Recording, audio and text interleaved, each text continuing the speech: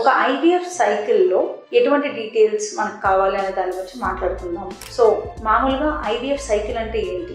ఒకేసారి ఎగ్స్ బయటకి తీయడానికి ఫీమేల్కి హార్మోన్ ఇంజెక్షన్స్ ఇచ్చి ఒకటే సిట్టింగ్లో అనస్థీషియాలో ఎగ్స్ బయటకి తీసి అదే టైంలో హస్బెండ్ సీమెన్ శాంపుల్ తీసుకొని అందులో మంచిగా మొటైల్గా ఉన్న స్పర్మ్స్ తీసుకొని ఒక్కొక్క ఎగ్లోకి ఒక్కొక్క స్పర్మ్ని ఇంజెక్ట్ చేయడం ఇప్సీ అనే ప్రాసెస్. ఇప్సీ అనేది ఒక ఫార్మ్ ఆఫ్ ఐవీఎఫ్.